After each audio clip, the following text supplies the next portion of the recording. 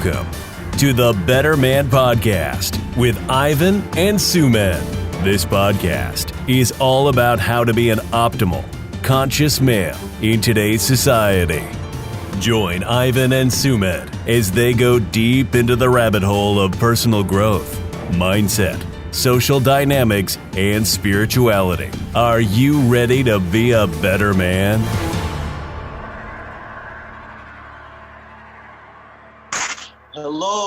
Hello, guys, everybody. Welcome to the very first episode of The Better Man with Ivan and Sumedh.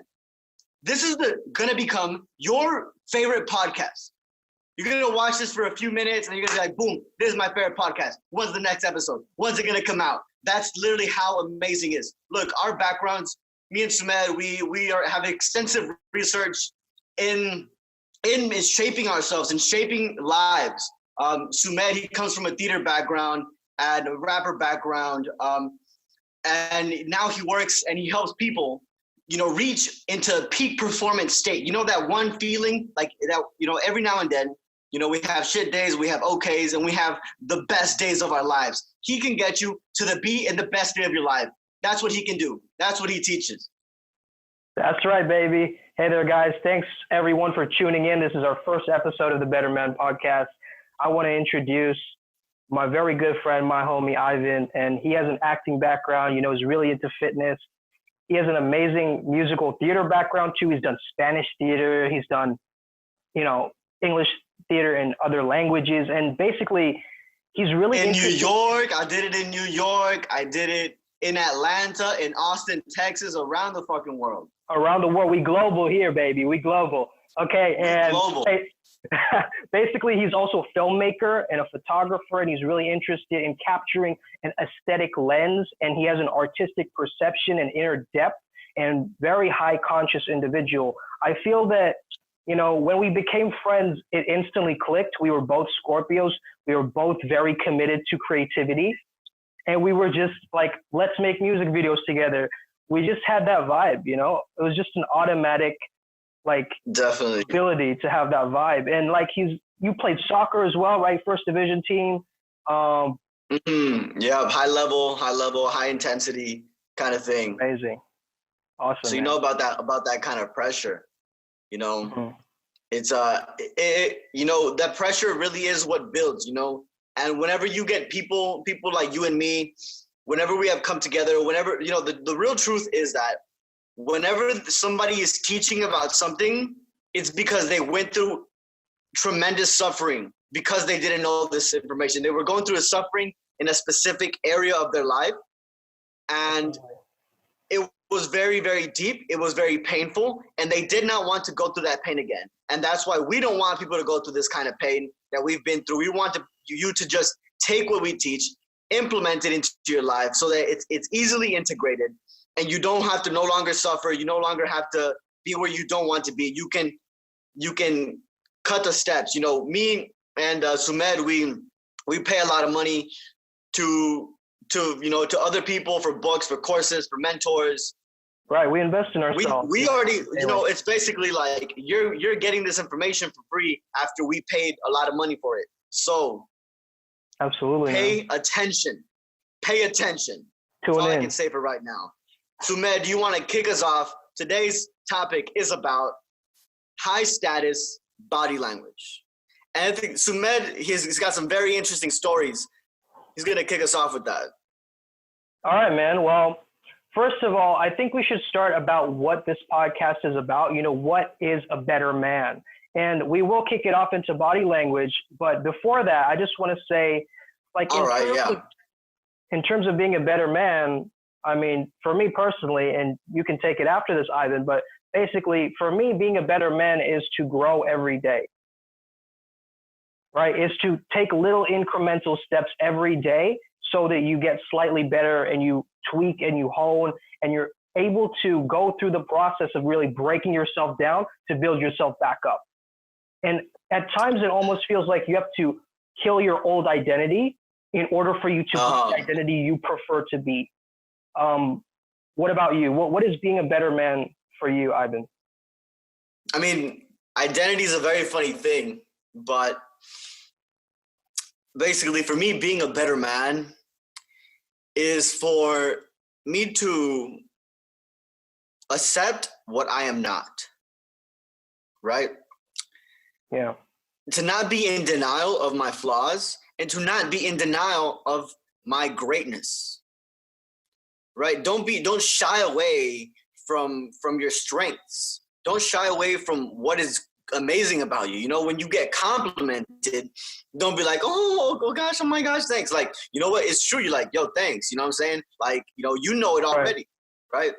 So for me, being a better man really is just being the best version of that you can be every day, right? And that does not mean being better than other people. It just means being better than yourself. Being better than you were yesterday, better than you were a week ago, better than you were last year. That's what that means. Yeah, that's awesome, man. I love what you said about that, like that receptivity, because as men, it's sometimes, we have trouble receiving. And so what that receptive energy is almost a feminine energy, right? And so what you're saying essentially is we have to be holistic men. We have to be integrated. So both our polarities are strong, so we can put that into focus and get stuff done. Exactly. Use our masculine and use our feminine together. You know what I mean? Like, acknowledge that you do have a feminine side, right? Creativity, that's a feminine side, right? That nurturing, right? Caring for people, that's a feminine thing, but it doesn't mean that you shouldn't have it. You know what I mean? Feminine does not mean female. I mean, like for instance, Martin Luther King, right? You can say that he was a very caring man, but there was an aggressiveness to him as well. There was a caring aggressiveness, tenderness, but also there was definitely vision. Yeah. MLK, he was a very good speaker as well. Very good speaker, very impactful, very definite, right? And if I were to describe high status in one word, I'd say it's definiteness, right? Anytime, if you're relaxing, right? Because like, there's obviously like a few techniques. There's the things that your body gives off. So, most of your communication is, 60 to 65% of your communication is just with your body. Absolutely. But the thing is,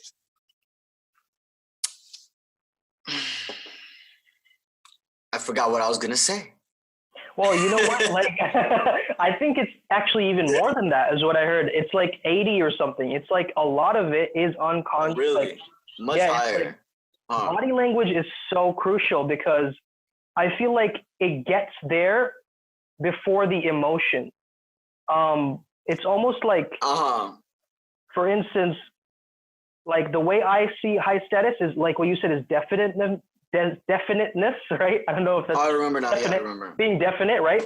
And that sense of certainty, right? Like knowing that it's going to go well, knowing that it's going to happen. And almost high status is also value, right? It's like high status people are genuinely and naturally able to exude confidence and value. So, like, I think just in terms of kicking it off with a few, experiences of high status body language, I was there with you when we went to this motivational talk with,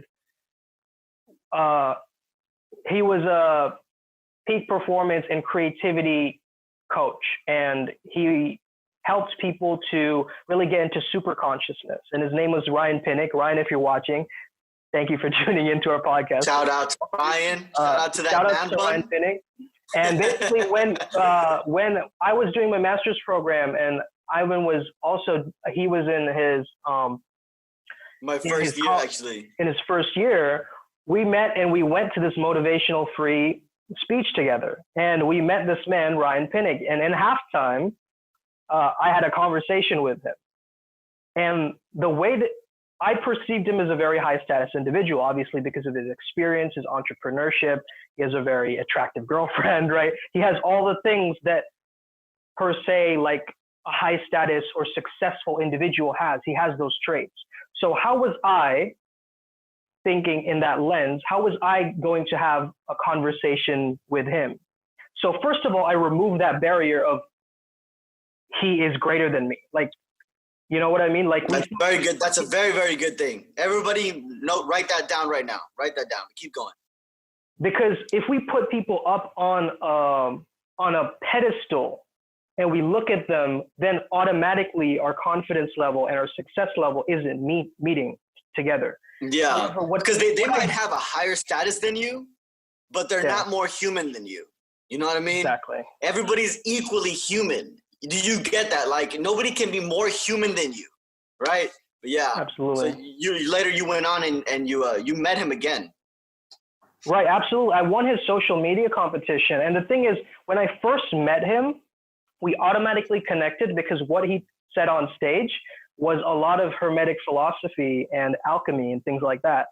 So I have studied that extensively for many years. So that's how I started the conversation with him and instantly built that sense of rapport. And then from there, I ended up winning his social media competition because I mentioned him in a post. And I think based on that initial reaction, it definitely had a moment of breaking any kind of boundary that was there between us, because we instantly got so comfortable around each other's presence. And, you know, we had the bro handshake immediately. Bro handshake. it immediately established a sense of connection, rapport, and comfort. Yeah. Right. Yeah. And that's something that, you know, even if you are high status, you might not appear high status because of your inability to feel comfortable in your environment. You know what I mean? Going back to the definiteness and comfort, right? Those are two words to describe high status, right? If you see somebody and they're picking on their nails, like even Gary Vee, he did this shit, right? I saw him like biting his nails. And I was like, yo, no fucking way. Gary Vee's biting his fucking nails. Like, that's like one of the most, that's like a very like, I'm guilty of this as well. You know, it has to do with his ADHD thing. You know what I mean? With like your need to like fidget and do all this kind of thing. But I tried to like very much say, no, I'm not going to do this. I'm not going to look like that. Right. And because you don't look comfortable, right? Somebody who's biting their nails, pulling on their skin or whatever, biting on the skin of their lips, that's not comfortable, right? Right, blinking a lot. Definite. Yeah, biting your nails, blinking a lot, shifting in your seat constantly, like feeling uneasy, feeling anxiety, feeling overwhelmed. Yeah, all of these things are quote unquote low status. However, if you're able to control those behaviors and be aware of those behaviors, it can really help. Like for instance, the reason I wear these rings, I can spin them around. So that's a self-soothing mechanism for me, but it's also a toy. It's a plaything. Like when girls see it, they want to play with the ring, right? Instead, it's not so much that I'm framing this from an anxiety fidget spinner type of mentality. I'm looking at this as a self-soothing mechanism and a self-care mechanism.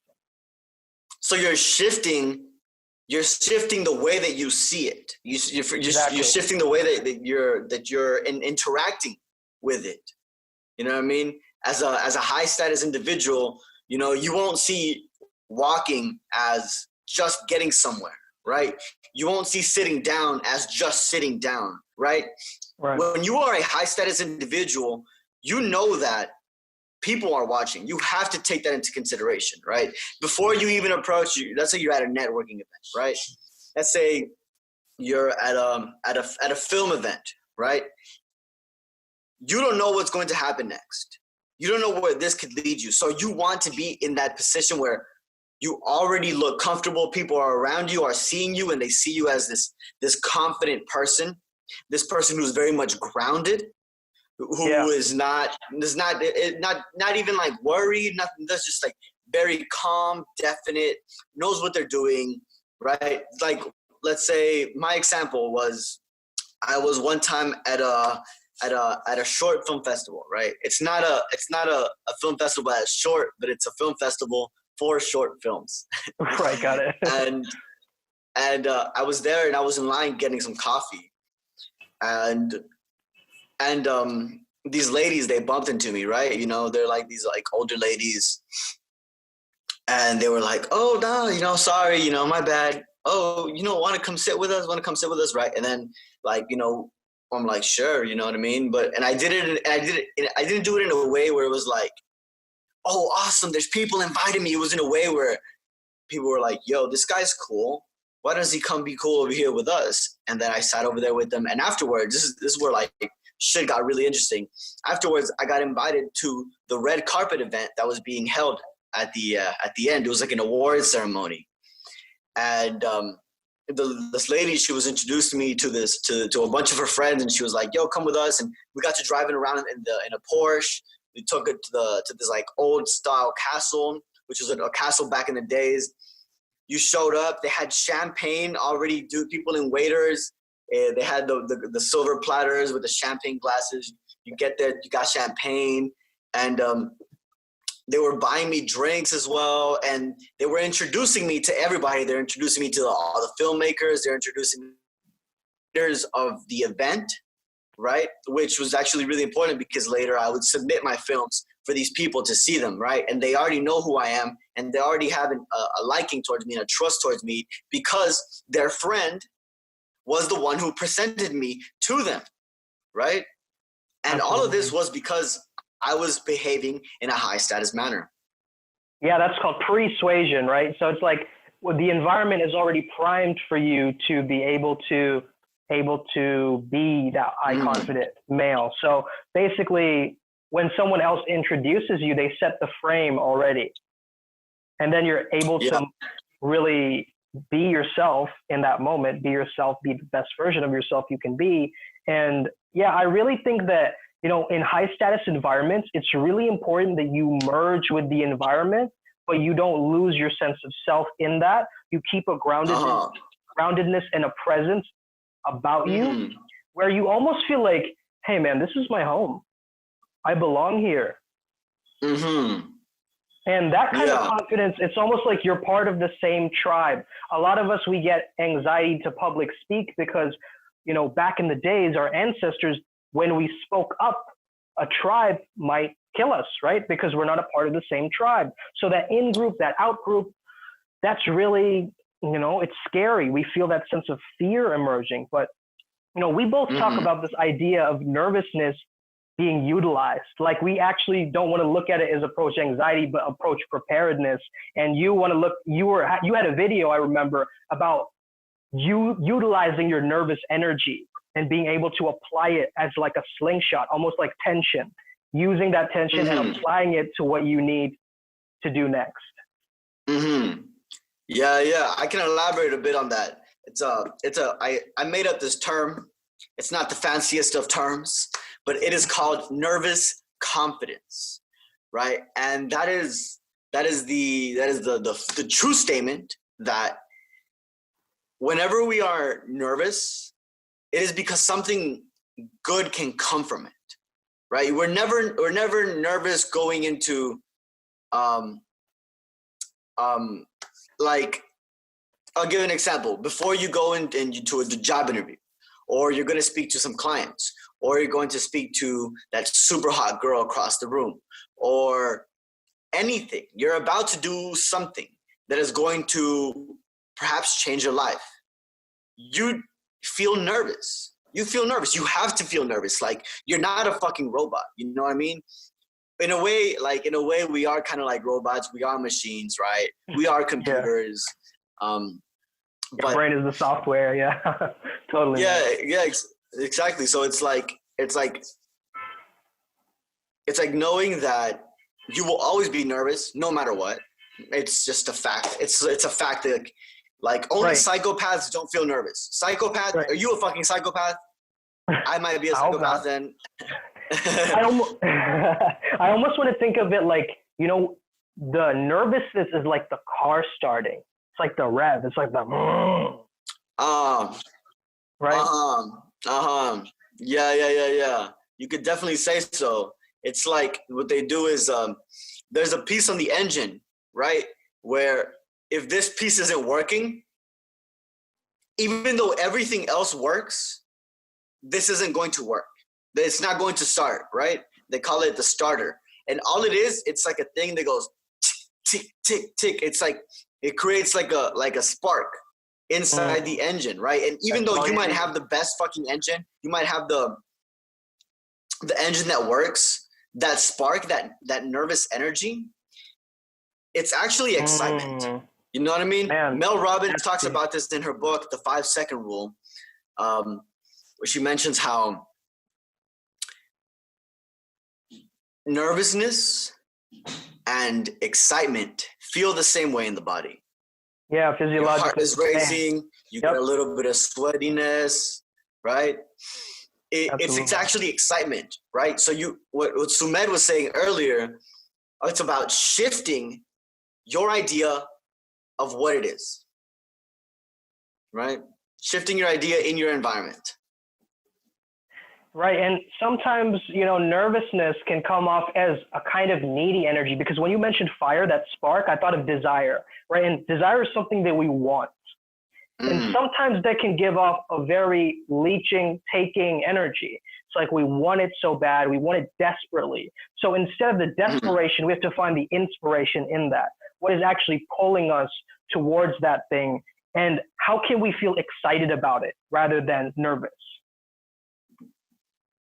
How can you feel excited? You just tell yourself, literally, you just tell yourself. And it's not even like a lie, because sometimes when we do affirmations, sometimes we lie to ourselves, like, I'm confident, right? And you might not feel confident, right? And it's kind of like you're lying to yourself, right? But when it comes to nervousness and excitement, they feel the same way in the body. Literally, they feel exactly the same way. So you have to realize, like, nervousness is excitement. Like, it's not a separate from each other. Nervousness is excitement, right? It's just a different word with different emotions attached to it, right? Like, when you're on a roller coaster, when you're at the top, right? That's when you have the most excitement, right? That's when what happens, right? You slowly, I'm gonna do it right here. You're climbing, right? This nervousness, the excitement is building up, right? And it's building up, right? Because something amazing is about to happen once it reaches that peak, right? That you just like, I want to do it. You're going up the roller coaster, you're looking at the train in front of you, and you're like, oh my gosh, something's about to happen. It's about to happen. That is literally what it's like, Nervousness is excitement. It's not one or the other. Right, and I wish more people could approach life more like a roller coaster. When it's going down, a lot of the times when we're going down in our own life, it's like, oh, this is challenging, this is frustrating, I'm going down. But if we can ride the wave of it and enjoy the process of us going down to build it back up again, that's where the real magic happens. Well, the magic happens. Definitely. Enjoy that pressure, right? There is a kind of pressure, right? And with high status individuals, you notice this, high status individuals, whenever they're faced with challenges, right? Whenever somebody's teasing them, whenever they're with a girl, right? And she's challenging them, like some of these women that you meet, right? They're going to challenge you hard, right? They're gonna, because that's how women win. Women beat you in the mind game, right? So you have to beat them in the mind game. You have to be better at that, right? You have to show her that you're more dominant than her in every single aspect, right? In the aspect of power, in that sense, right? Right. And the thing is, power, if you break the word power down, it's like pow, which is a forcefulness, a push, a dominance, with an power. It's like a letting go, right? So if you take the word together, it's sort of like the basis of yin and yang energy. And a lot of people think power has to be this, like, they confuse it with force, right? They confuse it with force and like pushing and hustle. However, there's another type of power that comes from, you could powerfully care about someone. You could powerfully be a compassionate person. You can powerfully do so many things. But since all of these preconceived notions come up, a lot of the time people want to be, overemphasized and make power this hierarchical thing, which is more about an internal reality that you're creating for yourself. You get what I'm saying? Yes, yeah, definitely. Like, Whenever you're in an environment, the way you can tell the difference between people who are already high status and even more high status would be the way that they control themselves and the way that they control their environment, right? Which is that power, right? It's a power to be able to control your emotions. It's a power to be able to control your environment. And it's not a force, right? Because we no longer live in the fucking monkey times, right? In the monkey times, it was the biggest gorilla is the one that is the dominant one. That's the one who's in charge, right? Right. But not in the human society. It's not who's the biggest, strongest, physically human. It's the one that's in the mind, who has that power of the mind, right? And that's what differentiates high status individuals from low status individuals, right? How are you controlling your body? How are you controlling the way you're walking, the way you're speaking, the way you're blinking? Are you blinking very fast, right? Are you walking a little too much? Are you too fidgety, right? It's about control. Absolutely, man. And I think a lot of low status behavior doesn't encourage playfulness, whereas bonobos, one of the monkeys, the types of monkeys that get the most mates per se, are the playful ones. They're the more kind of ones that tease and are more playful. So if you're a very serious individual, if you have a stick up your ass, if you're kind of like one of those guys who are just kind of like, I can't laugh at this, I'm kind of, in my serious nature, and you're not allowing yourself to tap into fun and playfulness, you're killing and crushing your charisma. Because charisma is a balance between seriousness and playfulness. So if you have more to one side, you don't want to be the dancing monkey either, right? You want to have discipline. You want to have focus. You want to have that ability to be responsible as an adult, but still keep that childlikeness alive, not childishness alive. Definitely. And that actually brings a very good point to mind, which is like, I mentioned this earlier, which is like, just even though you are high status described by money, by, the people you hang out with, your car, your house, even though you may be high status, whenever you come into a new environment, you're not necessarily high status in that environment, right? And if you're that one person that can make everybody laugh, that can tease people and have everybody laughing about each other, you're making jokes about yourself, everyone's kind of like, even you're complimenting people, right? People are like looking towards you for your validation. Yeah. Then in that moment, you are the one with the most status. You don't have to have the money, you don't have to have the cars, but if you can, this is very funny because one of the most attractive things for a woman is not even your job or, that other women talk to you, or it's the way that you communicate with the world around you, right?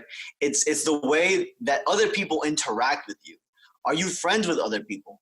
Do the other people like you? Are you a likable person, right? So that's why that serious shit, that serious bullshit that they tell you to be like that's supposedly like, that is the ideal man, that's bullshit, right? That's actually bullshit.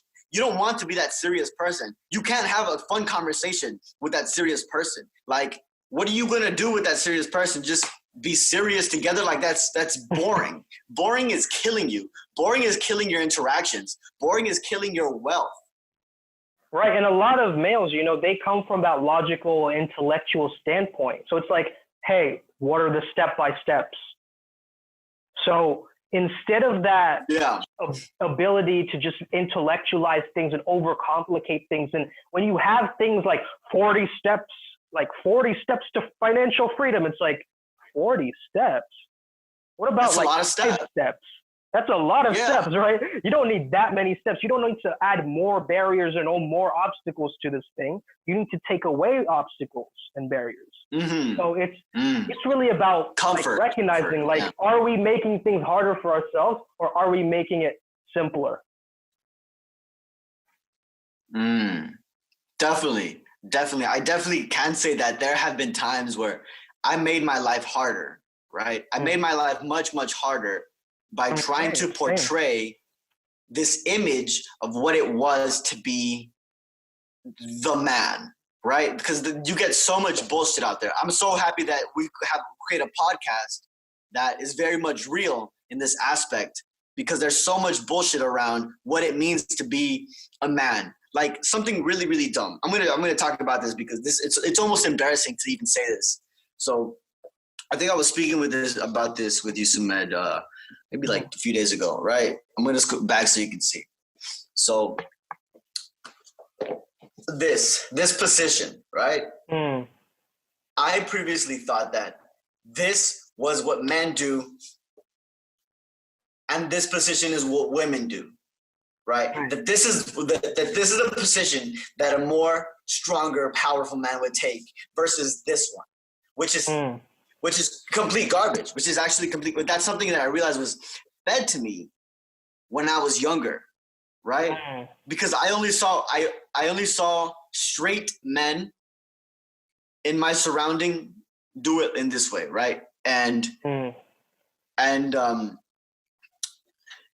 I only saw women crossing their legs, right?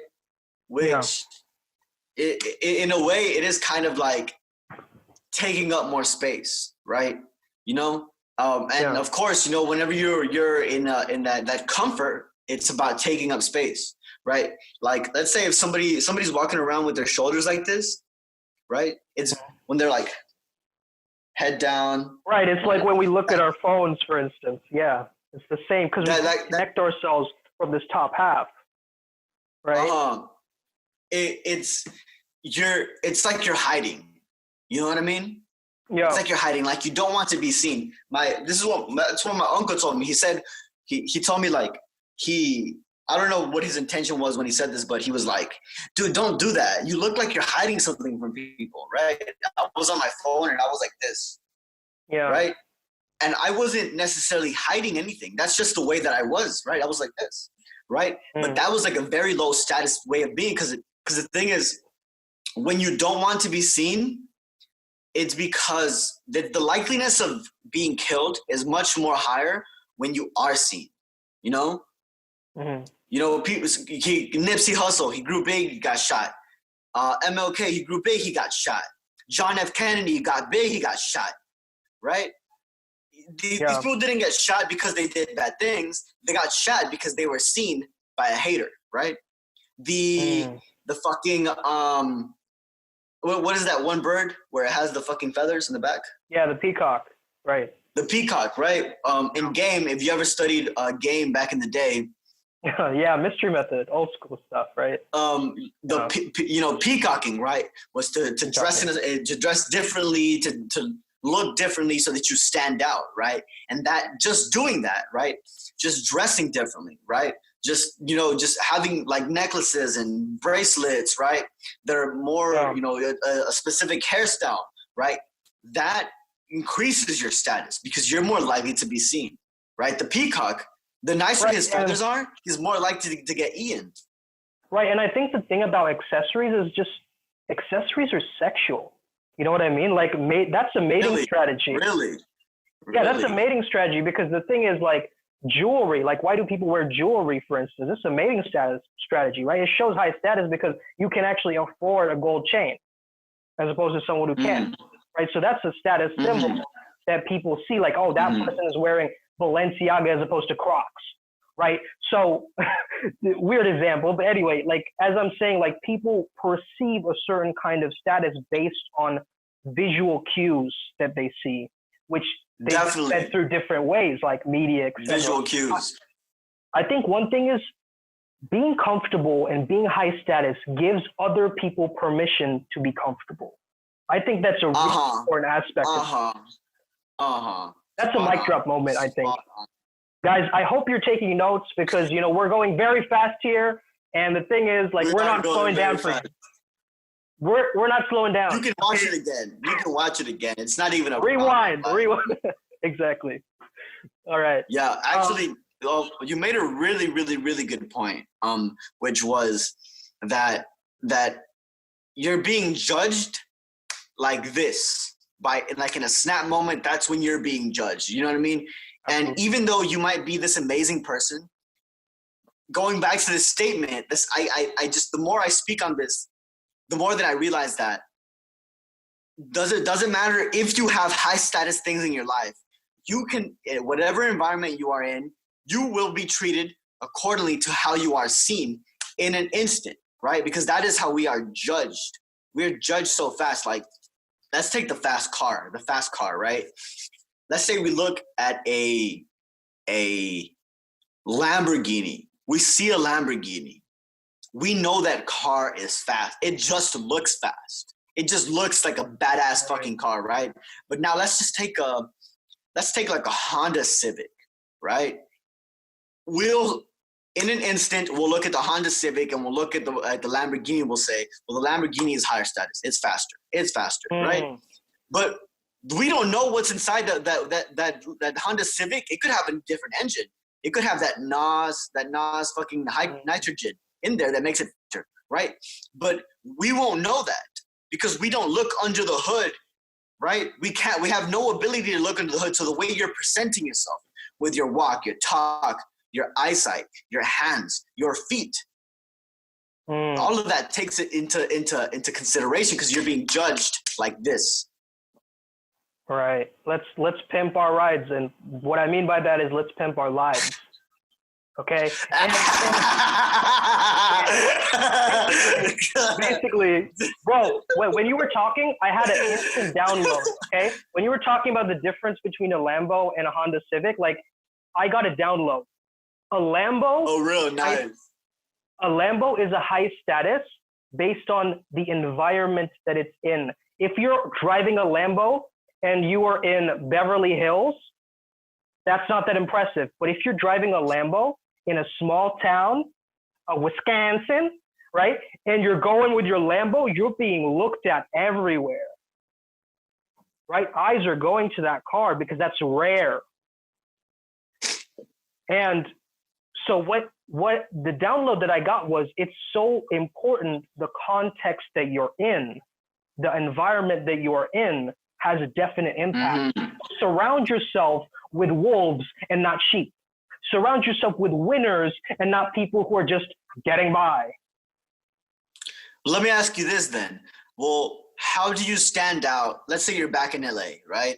How do you stand out amongst this crowd of high status individuals? How could you be more high status than other people? I mean, we've mentioned the charisma, right?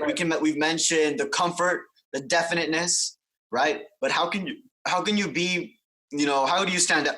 Sorry, I got a burp. Yeah. I think the ability to stand out says a lot about your authenticity and your character. Like, who are you portraying? Like, what kind of person are you being?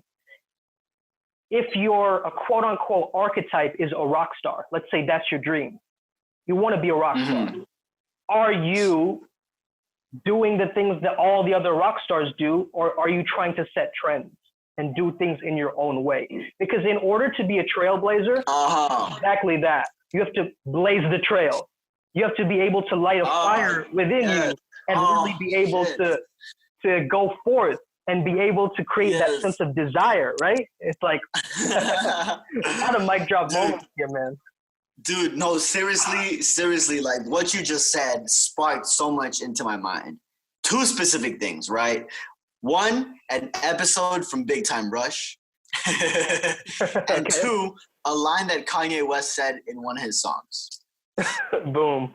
Brilliant. So let's drop those. What it was in Big Time Rush, they had an episode and they were like, you're the bad boy from the group, right? They were telling, I don't know what his name was, right? They were like, well, what makes him the bad boy, right? Well, while everybody was trying to focus so hard on being that bad boy, of dressing a certain way and like talking a certain way, the bad boy was the one that wasn't trying to be like them, right? Everybody was trying to wear the fucking cut sleeves and the tattoos and look tough in their pose. And this guy, he just looked different from them. He stood out from them, right? And that ties to what Kanye West says. He says, you can even dress a little extra bummy, right? That's his line. And once you're high status, right? Of course, like right now, maybe we are not so famous, right? So we do have to do the little extra things that make us look more high status, which is dressing in nice clothes. Doesn't mean expensive clothes, right? But once you get to that, because mentioning about how to stand out from when you're already in that very high status position is to dress in that more casual way, right? In your flip flops, in your trousers. I mean, look at all the celebrities out there. What are they doing? They're in a hoodie. They're trying to hide from paparazzi, right? They're dressing like bums, essentially. And look at Yeezus, like a lot of the Yeezy brand. Like, it's not very like colorful, extravagant, different. It's pretty plain, monotone colors, earthy colors, tones like that. Yeah. So I think essentially like he's bringing back the vibe that you don't have to try hard to look cool. You can look cool with just a t-shirt on, but it's how you carry yourself that adds to that coolness and that charisma. You by trying so hard to stand out, you end up being a part of the crowd. Right. You know what I mean? So stand out by not trying to stand out.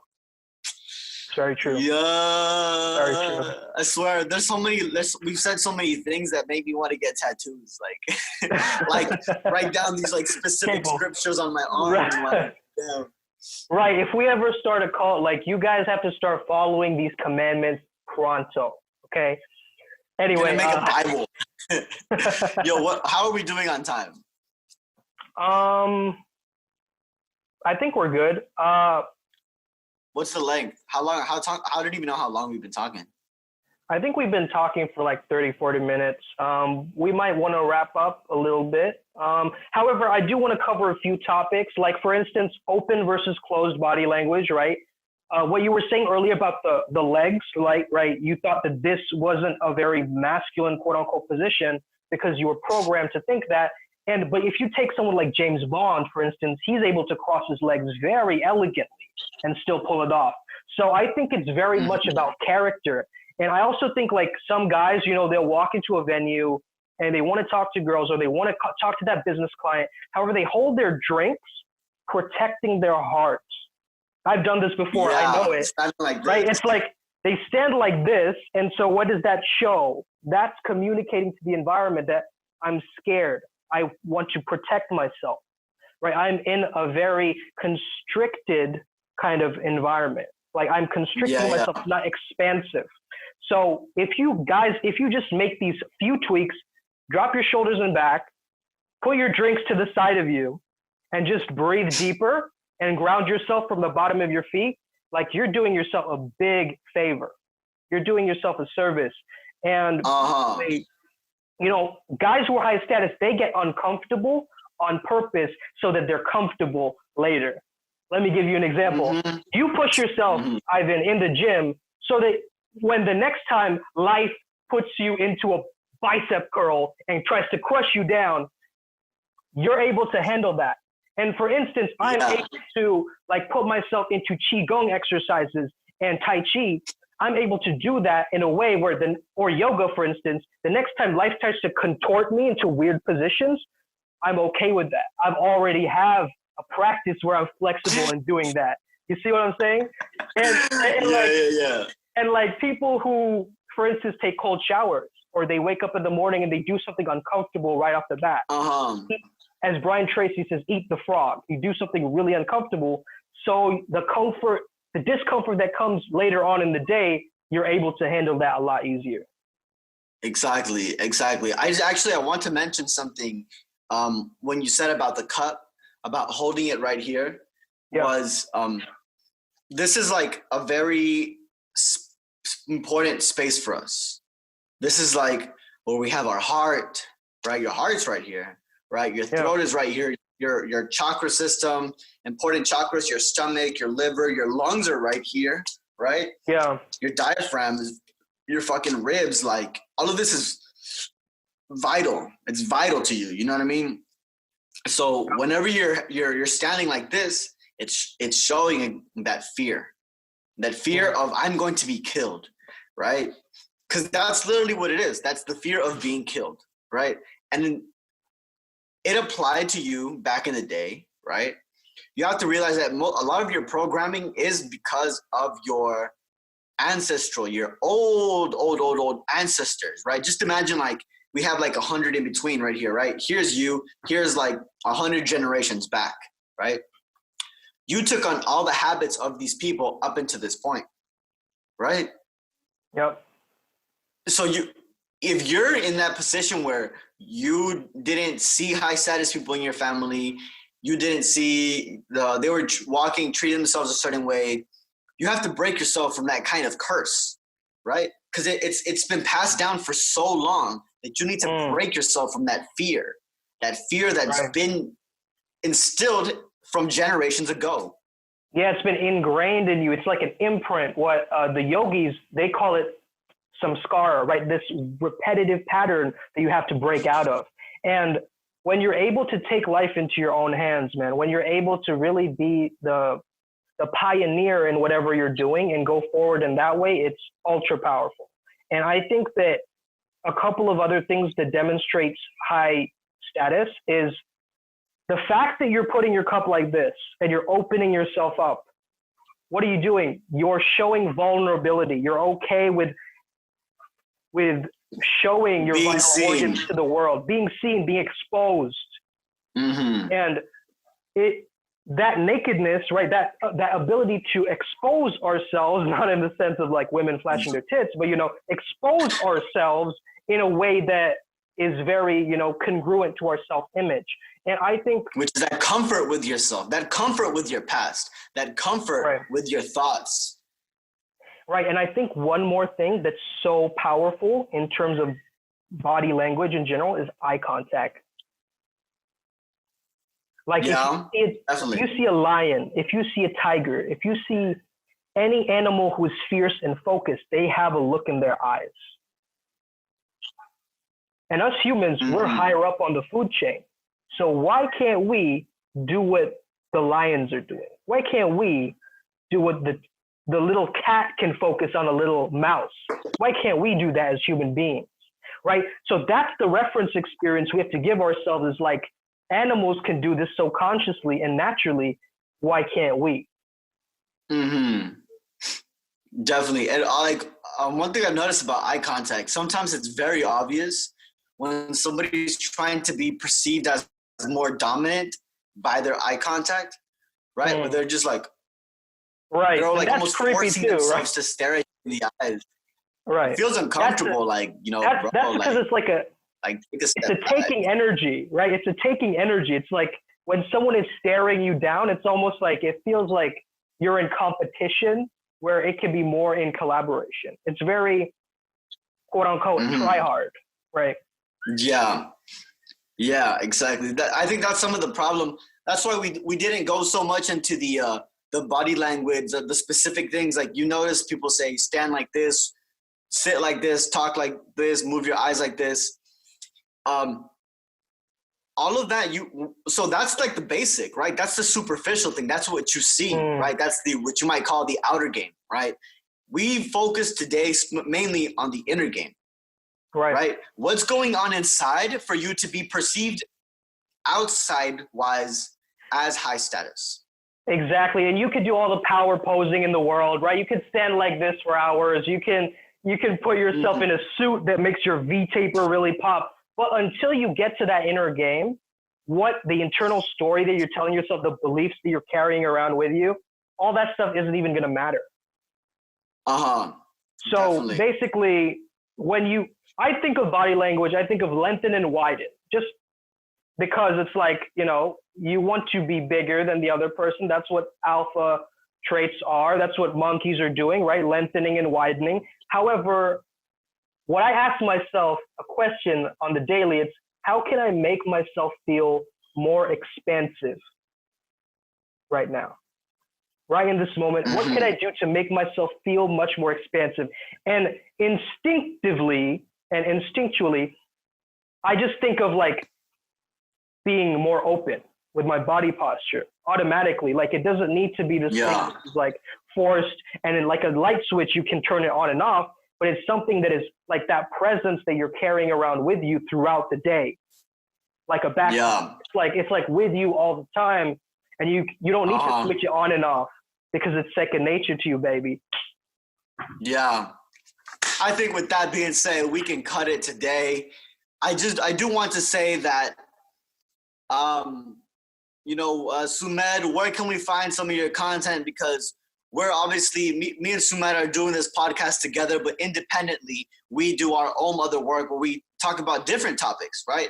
And all of this ties together. All of this is one, right?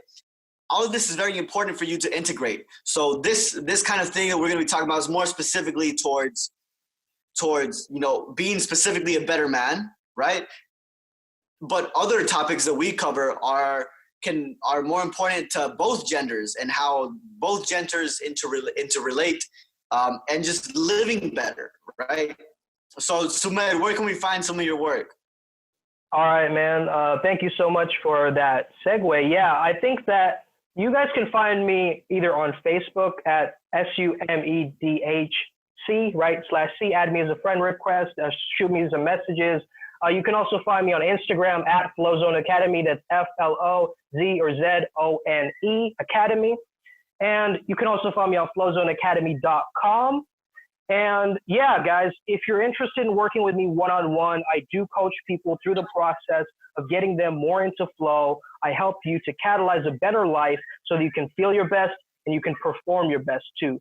So thank you, man. Ivan, how can people get in touch with you, my friend? Yes, you can find me on Facebook as Alejandro Acosta, Alejandro for some of you people. It's a picture of me, and I'm like this. I look like a Roman statue, and Greek god. And you can find me on YouTube as Odd Resilience, and you can find me on Instagram as ODD.resilience, right? Where I post like a lot of mental content about it's very motivational, right? It's very, very motivational.